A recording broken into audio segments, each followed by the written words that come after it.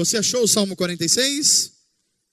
Vamos ler juntos. Eu apenas queria fazer duas observações antes de continuar a pregação dessa manhã. A primeira delas é que este não é um salmo que foi escrito por uma pessoa apenas.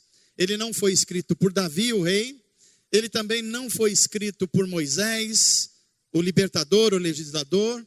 Também não foi escrito, por exemplo, pelo rei Salomão e nem por Asaf, que são talvez os que escreveram mais salmos. Ele foi escrito por uma comunidade, por uma família, por uma descendência.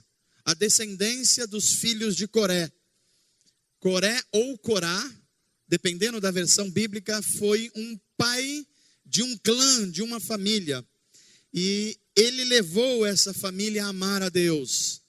E os filhos amaram a Deus, os netos amaram ao Senhor, os bisnetos. E seguiu-se uma geração. E essa geração aprendeu a andar com Deus. E ao aprender a andar com Deus, eles aprenderam a confiar em Deus em meio às aflições, em meio às angústias, em meio ao caos do dia a dia. E eles registraram esse salmo para o nosso conforto, para a nossa confiança, para a gente confiar nas promessas de Deus. Salmo 46, um salmo da descendência de Corá. E eu queria que a gente lesse. Mas ainda antes de ler, eu quero lembrar que este salmo é o salmo que esteve no centro de dois grandes acontecimentos no mundo. Dois grandes acontecimentos.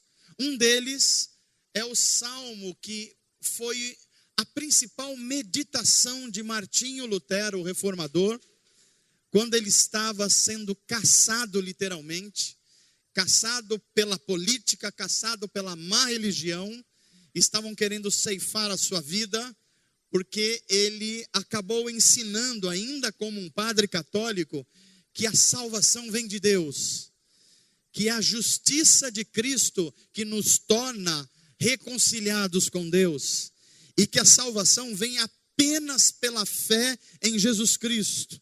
E ao fazer isso, ele desafia o mundo da sua época. Ele é perseguido por políticos, por religiosos, e quando querem dar cabo à sua vida, ele é refugiado num castelo por um príncipe alemão, e Martinho Lutero, dentro do castelo, preso, procurado, ele escreve a tradução para a língua alemã da Bíblia que você tem hoje. A Bíblia que você tem hoje, ela é resultado de perseguição a homens fiéis a Deus. É o resultado de pessoas que ficaram meses, anos presos e escrevendo, recebendo revelação de Deus, transformando as línguas antigas nas línguas novas para que você tivesse acesso. Eu só vou ler o Salmo 46 e você, porque esses homens deram as suas vidas por isso. Custou a vida de gente isso. Gente que amou a Deus e que sustentou essa promessa e está chegando até você e a mim em outubro de 2019. Mas tem um segundo evento histórico. Você já ouviu falar de Agostinho, ou Santo Agostinho, ou Agostinho de Hipona. O Salmo 46 também foi a base da meditação de Agostinho de Hipona, que viveu entre os séculos 3 e 4. Quem era Agostinho? Agostinho era uma voz de Deus no meio de uma época de caos na história. Século 3 para o século 4, o mundo estava vivendo guerras, muita gente morrendo pela violência, por pestes, por fome. O Império Romano poderoso que controlava a política, as finanças, a cultura, estava desabando. Os bárbaros estavam invadindo a Europa, destruindo a civilização europeia, e Agostinho olha como um bispo na cidade de Hipona e vê o caos diante da frente dele. E ele vai para o Salmo 46. E é desse Salmo 46 que sai uma das maiores obras da literatura mundial, chamado A Cidade de Deus. Agostinho vê o caos diante dele, a morte, a peste, a fome, as guerras, e ele tem um insight de Deus dentro dele. E ele diz: essa é a cidade dos homens, a cidade onde o pecado original está atuando, a cidade onde há muita malignidades, a cidade onde não há esperança. Mas ele olha para o Salmo 46 e diz: mas há uma outra cidade, há uma cidade que Deus está no governo dela, há uma cidade que Deus está transformando o caos em cosmos, há uma cidade em que o poder do Espírito Santo está gerando vida onde tem morte. Deus está nos céus, na sua cidade, e um dia essa cidade vai descer até a cidade dos homens. Então tudo que é morte será transformado em vida, tudo que é doença será transformado em saúde, tudo que é perdição será transformado em salvação, porque Jesus Cristo está vivo e Ele fará isso, porque é a promessa dele. Esse é o salmo que nós vamos ler. A gente não pode lê-lo displicentemente. Custou a vida de pessoas, a fé de pessoas, e sustentou a esperança de milhares e milhões de cristãos na história. Agora a gente pode ler esse salmo. Agora a gente vai ler com outros olhos e com outro coração, e eu queria que a gente lesse conjuntamente. Eu nem poderia ler esse salmo sozinho, porque ele não foi escrito sozinho por um homem. Ele foi escrito por uma comunidade. Então a gente vai ler como comunidade. Vamos fazer isso? Vamos lá. Deus é o nosso refúgio e a nossa fortaleza, auxílio sempre presente na adversidade. Por isso, não temeremos, ainda que a terra trema, ainda que os montes afundem no coração do mar, ainda que estronde as suas águas turbulentas e os montes sejam sacudidos pela sua fúria. Há um rio cujos canais alegram a cidade de Deus, o santo lugar onde habita o Altíssimo. Deus nela está, ela não será abalada. Deus vem em seu auxílio desde o romper da manhã. Nações se agitam, reinos se abalam. Ele ergue a sua voz e a terra se derrete. O Senhor dos exércitos está conosco. O Deus de Jacó é a nossa torre segura. Venham, vejam as obras do Senhor, os seus feitos estarrecedores na terra. Ele dá fim às guerras, até os confins da terra. Ele quebra o arco e despedaça a lança. Ele destrói os escudos com fogo. Parem de lutar.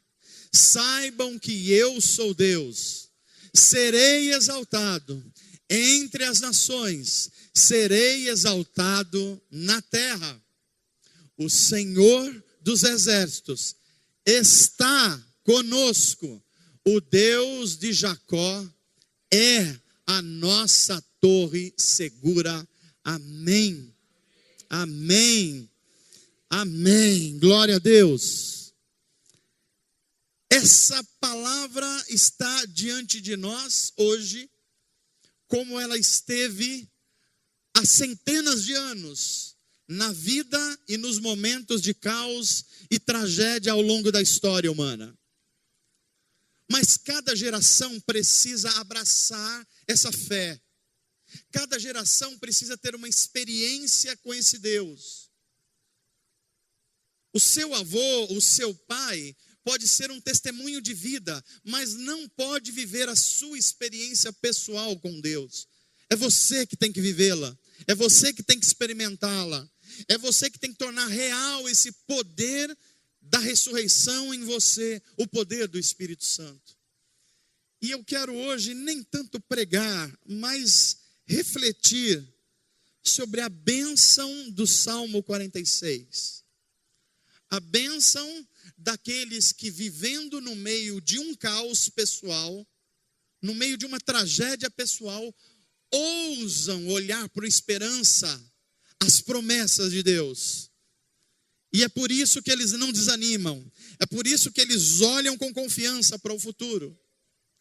A primeira coisa que eu queria que vocês percebessem, e é o primeiro ensino que está diante de nós, a essa mensagem que brotou no meu coração, e eu que chamei de ainda que 3 pontinhos. E eu estou sugerindo aqui que a palavra de Deus precisa ser verdadeira em mim e você, ainda que os mares se transportem e causem o caos, ainda que as torres, os montes, as coisas que sustentam a vida caiam, ainda que as enfermidades se abatam sobre nós, ainda que o emprego não chegue, ainda que nós não vemos a cura, ainda que 3 pontos, uma fé que brota do caos.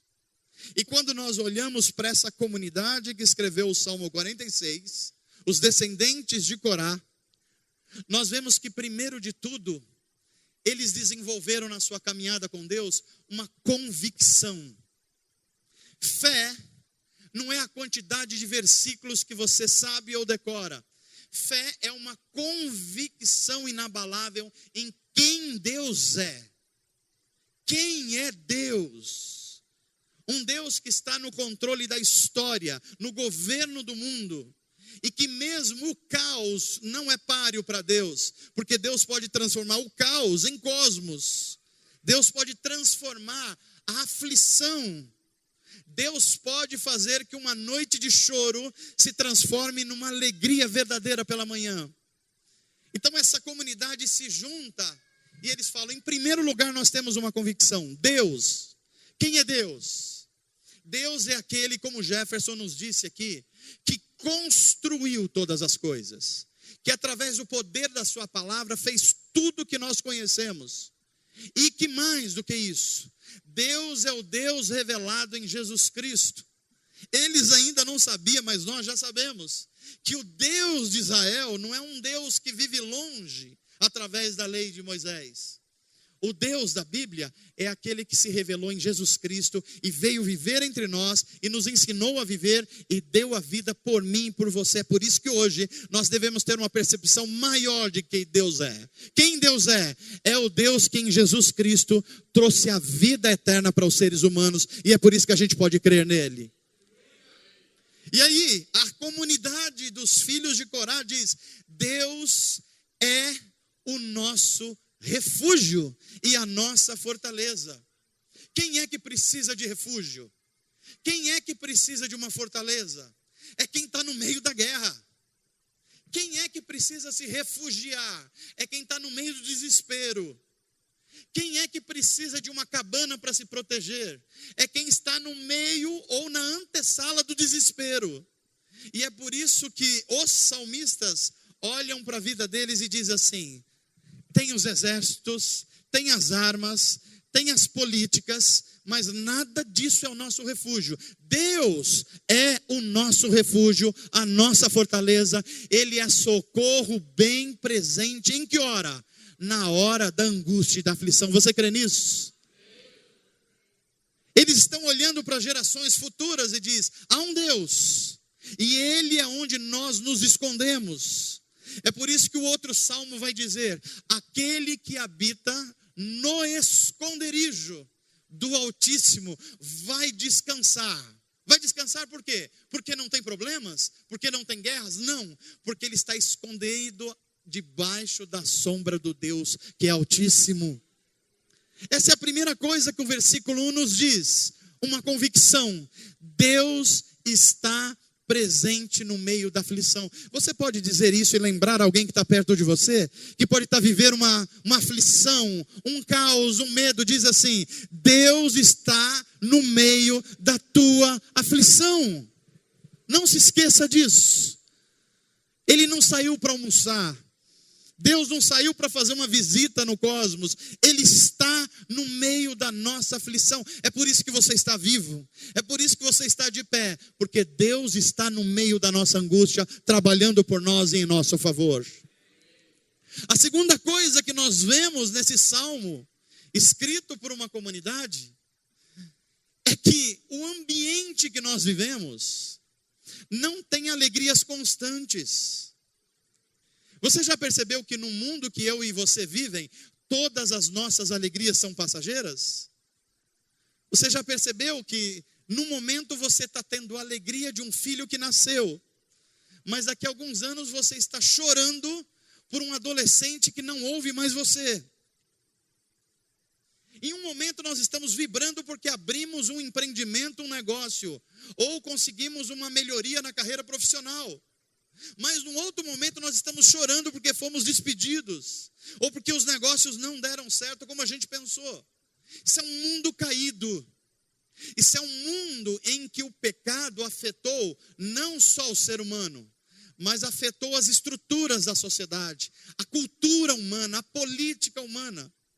Tem horas que a gente está cheio de esperança nos planos humanos. Um novo prefeito, um novo presidente, uma nova liderança. Mas daqui a alguns meses nós estamos chorando de novo a decepção humana. Por quê? Porque a terra dos homens, a cidade dos homens, vive no caos. E se você olhar para os versos do Salmo 46, você vai ver que a sequência é: portanto, não temeremos quando nós vivemos o caos da vida da terra dos homens. Que caos é esse? Quando vierem os terremotos, e quando os montes desabarem para o mar, e quando os oceanos estrondarem, e quando aparecerem os desastres naturais, e quando os acordos comerciais do mundo falharem, e quando houver convulsões no Chile, e quando a Bolívia estiver quase explodindo socialmente, e quando as nações parecem que estão um barril de pólvora, essa é a cidade dos homens.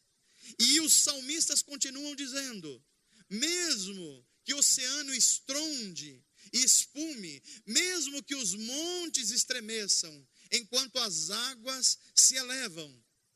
Isso é uma visão da cidade dos homens, a mesma visão que Agostinho de Hipona estava vendo.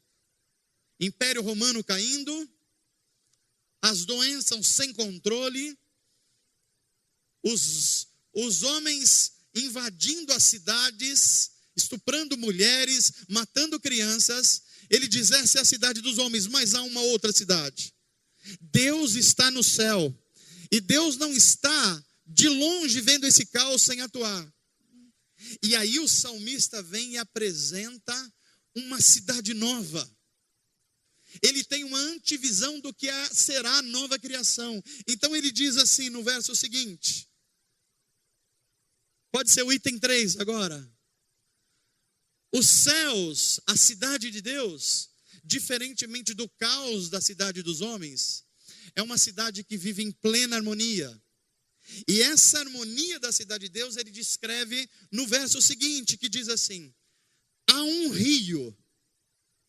Muito interessante essa expressão dos salmistas no Salmo 46. Porque o que é um rio na natureza? O rio é sinal de que a vida continua acontecendo. O rio é o sinal de onde sai o sustento para a vida. É onde tem peixes. É onde a vida está pulsando. Há um rio. E esse rio é uma representação de Jesus que viria muito tempo depois. No meio do caos da cidade dos homens, há um rio. Esse rio traz vida, esse rio traz cura, esse rio traz leveza para os ambientes secos do mundo. E ele diz assim: há um rio cujos canais alegram a cidade do nosso Deus, o lugar e santuário do Deus Altíssimo. E eles dizem mais: Deus habita nessa cidade. E Deus e ela não serão abalados e destruídos. Desde o amanhecer, Deus a protegerá. Sabe o que o salmista está dizendo aqui? Que é possível que dentro de nós, de cada pessoa, essas duas cidades estejam acontecendo. Há momento que nós estamos à beira do precipício da esperança. Há momento que nós passamos uma noite inteira clamando a Deus por causa de algo que nós não controlamos. Mas amanhã também chega em que o Espírito Santo faz esse rio entrar para dentro de você, dentro do seu coração, dentro da sua mente. Aí você vem para um culto num domingo de manhã e você canta: quão grande é o meu Deus. Você canta que se Deus quiser, Ele faz. Se Deus não quiser, Ele não faz. Mas Ele continua no controle da história, porque Ele é Deus, Ele sabe do futuro, Ele sabe o melhor para mim. Mas nós somos convidados a bater a porta, a clamar. Por quê? Porque Deus está no controle da história. A cidade de Deus é uma realidade no meio do nosso caos. Os salmistas continuam nos ensinando. Ele passa para os versos seguintes e nos ensina que, apesar do caos na terra, Deus é o nosso refúgio. Eu queria que você ou abrisse a sua Bíblia comigo agora, ou se vocês conseguissem projetar o verso 6 e o verso 7, para a gente fixar no nosso coração. No meio da cidade dos homens, no meio do caos do mundo, surge a palavra criadora de Deus, a palavra restauradora de Deus. E os versos 6 e 7 estão diante de nós. Você achou na sua Bíblia? Alguém poderia ler em alto bom som, com ousadia, com coragem, esses dois versos? Alguém pode fazer isso?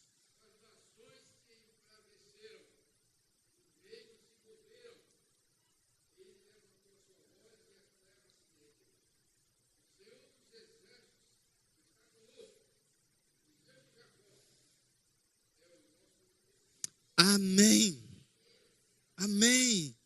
As nações se embraveceram, os reinos se recrudesceram, mas quando tudo parecia perdido, Deus levanta a sua voz. Deus continua levantando a sua voz no meio do nosso caos.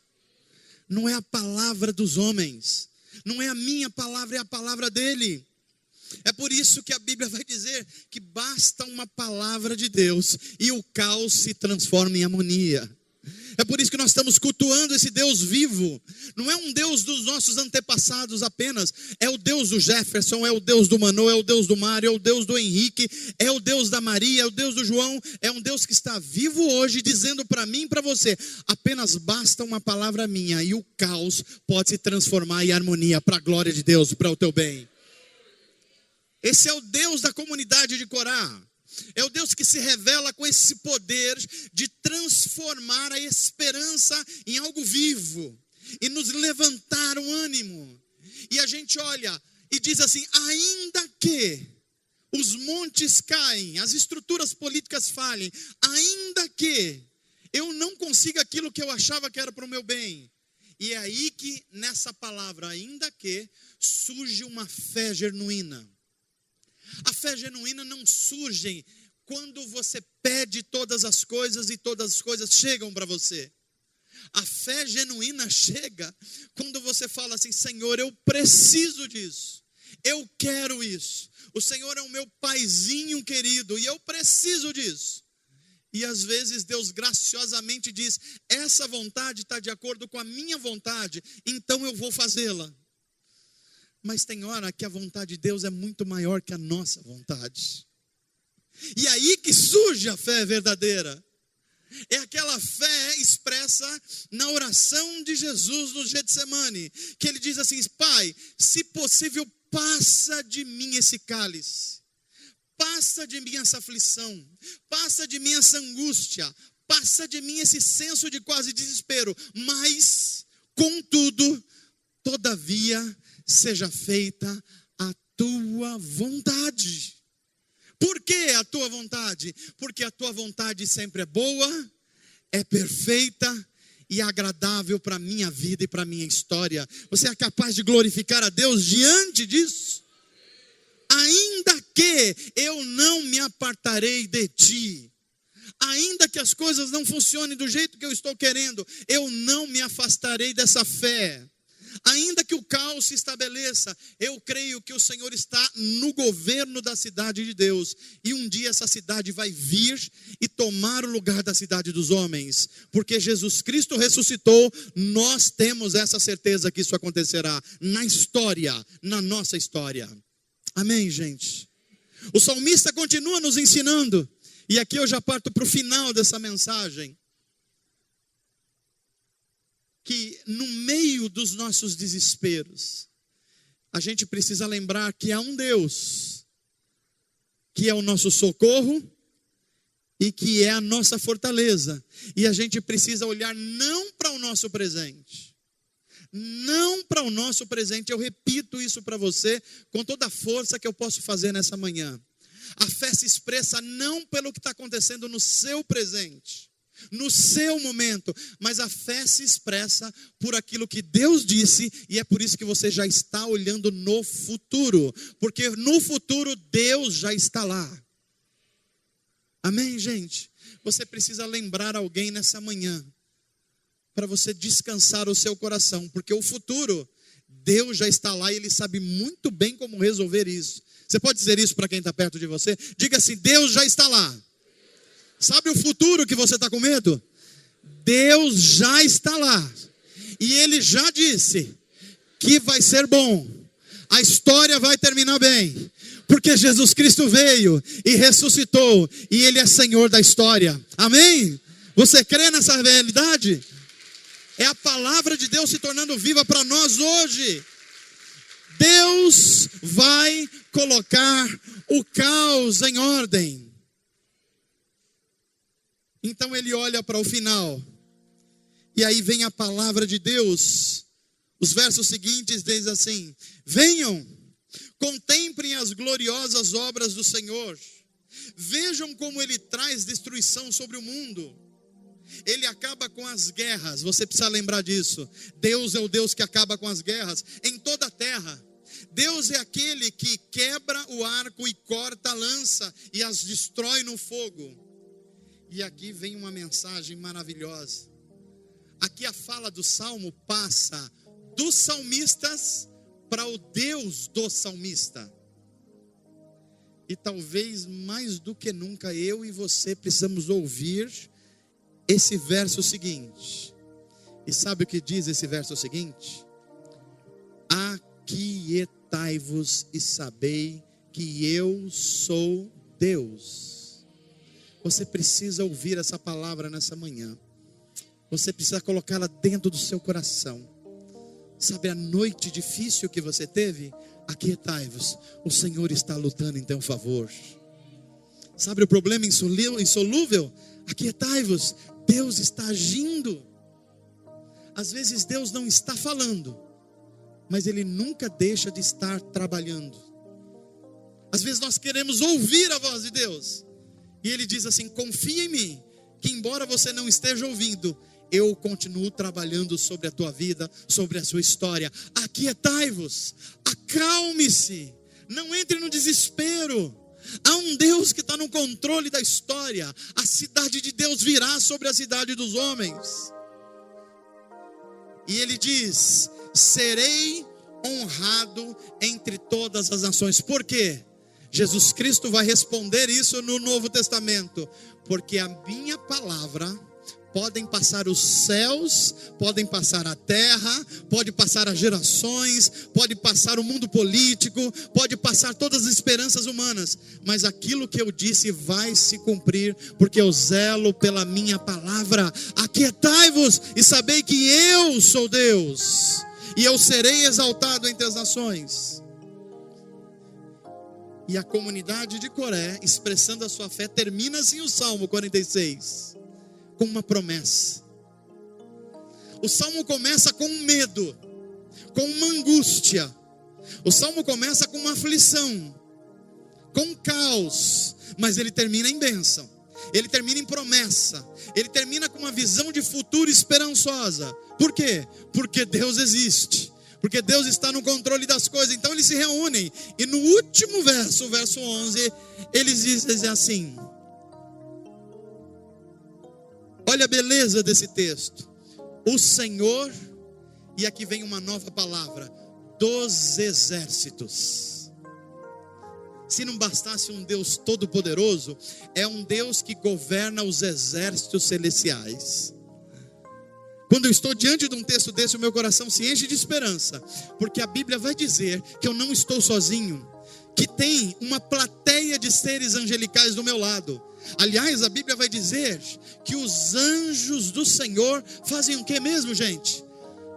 Acampam-se. Pensem na palavra acampar.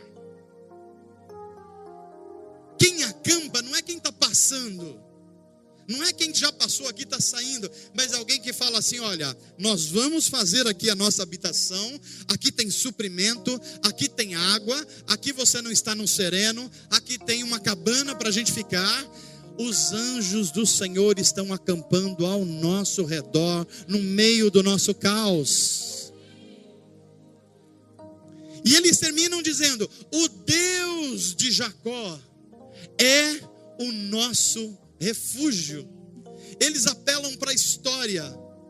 Veja que eles estão vivendo na época pós-Davi, mas ele lembra dos seus pais. Ele lembra da fé dos seus pais, a fé de Jacó, o pai da nação de Israel. Eles olham para a nação de Israel exprimida entre os inimigos na Palestina. Eles olham para a fé de Israel, em que o nazismo no futuro ia tentar eliminar os judeus.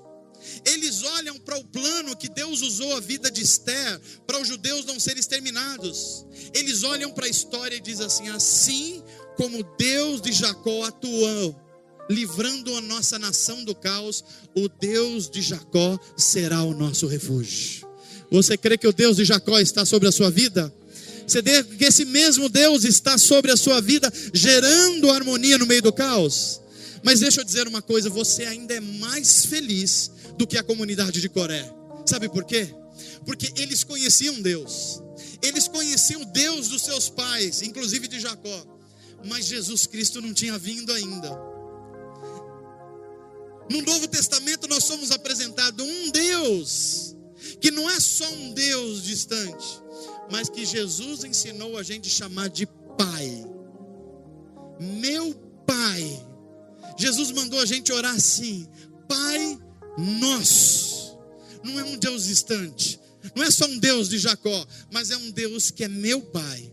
E no Pai a gente encontra abraço, a gente encontra aconchego, a gente encontra carinho, a gente encontra proteção, porque Deus é o nosso Pai. O Deus de Jacó, que é o nosso Pai, Pai de nosso Senhor e Salvador Jesus Cristo, também nos deu essa paternidade. E agora nós fazemos parte de uma família, o corpo de Cristo. E no corpo de Cristo Deus está construindo a cidade de Deus. Não mais a cidade dos homens, não mais as guerras, não mais as doenças, não mais o caos da política, mas agora Deus virá viver entre os homens.